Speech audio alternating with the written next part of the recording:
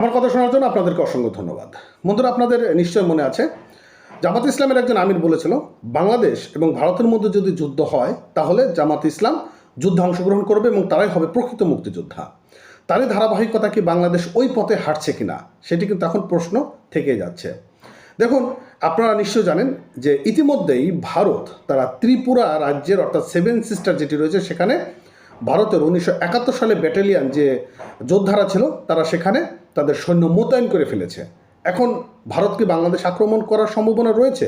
কতটুকু সম্ভাবনা থাকবে? আমার জায়গা থেকে আমি যতটুকু বুঝতে পারি ভারত কখনোই আমাদেরকে আক্রমণ করবে না। তবে এখানে আরও অনেকগুলো প্রশ্ন থেকে যাচ্ছে। যেমন এনসিপির একজন মুখপাত্র হাসনাত আবদুল্লাহ তিনি ভারতের 7 সিস্টার আলাদা করে দিতে বলেছেন।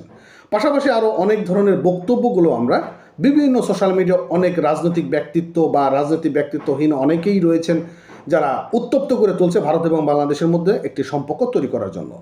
পাকিস্তান থেকে একটি রাজনৈতিক দল বিবৃতি দিয়েছে যদি ভারত বাংলাদেশ আক্রমণ করে তাহলে পাকিস্তান বসে থাকবে না। এখন তার কথায় তো পাকিস্তান নড়বে না এবং বাংলাদেশ ভারতের মধ্যে চলমান যুদ্ধ পরিস্থিতি হলে কেউ আমাদের পাশে এসে দাঁড়াবে না, এটি 100% গ্যারান্টি দিয়ে আমরা বলতে পারি। এখন এমন একটি উত্তপ্ত পরিস্থিতি কেনই বা তৈরি হচ্ছে? 5ই আগস্টের পর বাংলাদেশ এবং ভারতের একটা সম্পর্ক আমাদের তৈরি করতে পারতাম। কেমন সম্পর্ক তৈরি করতে পারতাম? হাসিনা যে সম্পর্ক তৈরি করেছিল সে সম্পর্ক নয়।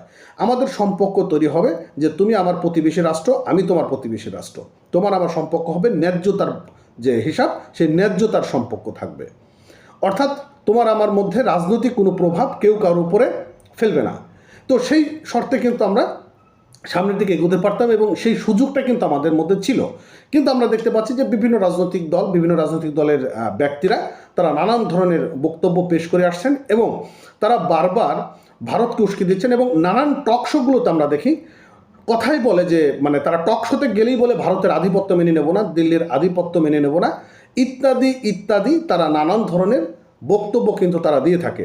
আর এমন চলমান পরিস্থিতি যদি সামনের দিকে এগোতে থাকে তাহলে ভয়াবহ একটা পরিস্থিতিও তৈরি হতে পারে। আমি চ্যানেল 24 একটা নিউজ আপনাদের সঙ্গে শেয়ার করি। কি বলছে দেখেন, বলছে বাংলাদেশে চলমান রাজনৈতিক এবং নিরাপত্তা পরিস্থিতিকে ঘিরে উদ্বিগ্নের মধ্যে ভারতের উত্তর পূর্ব অঞ্চলে ত্রিপুরা রাজ্যে মোতায়েন করা হয়েছে 1971 সালে যুদ্ধে অংশ নেওয়া ভারতীয় সেনাবাহিনীর একটি ব্যাটালিয়নকে এবং রাজ্যটির মুখপাত্র মানিক সাহা কথাটি জানিয়েছেন এবং একই সঙ্গে তার বক্তব্যে সীমানার পরিস্থিতি, আঞ্চলিক নিরাপত্তা এবং বাংলাদেশ সাম্প্রতিক ঘটনার প্রবাহ নিয়ে ভারতের উদ্বেগের কথা নানানভাবে উঠে এসেছে এবং সংবাদ মাধ্যম ইকোনমিক টাইমস সেটা বলছে যে বাংলাদেশে চলমান অস্থিরতার প্রেক্ষাপটে ভারতের উত্তর পূর্ব অঞ্চলীয় রাজ্যে ত্রিপুরায় 1971 সালে ভারত পাকিস্তান যুদ্ধে অংশ নেওয়া একটি সেনা ব্যাটালিয়ন মোতায়েন করা হয়েছে বলে জানিয়েছে রাজ্যের মুখ্যমন্ত্রী মানিক সাহা এবং গত রবিবার বিজেপি লিগ্যাল সেলের একটি অনুষ্ঠানে বক্তব্য দিতে গিয়ে তিনি কথা বলেছেন এবং বাংলাদেশে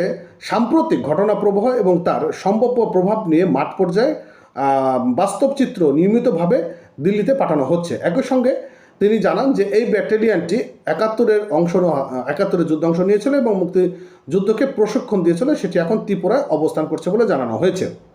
আর 1971 সালের যুদ্ধে ভারতীয় সেনাবাহিনী, মাউন্ট এভারেস্ট আর অনেক ধরনের বক্তব্য রয়েছে, আমরা সেই দিকে আমরা যাচ্ছি না।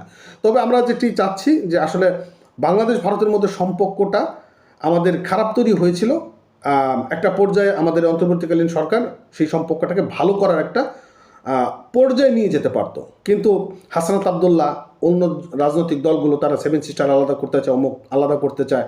দেখুন, এই কথাগুলো আমাদের জাতীয় নিরাপত্তাটা কিন্তু অনেকটাই বিঘ্নতার মধ্যে পড়ে যাওয়ার সম্ভাবনা রয়েছে। এটি হচ্ছিল সর্বশেষ আপডেট এবং যারা এই বক্তব্যগুলো দিচ্ছে বাংলাদেশ ভারতের মধ্যে একটা অঘটন ঘটে গেলে তারা তো দেশে থাকবে না, তারা তো সুইজারল্যান্ডে চলে যাবে।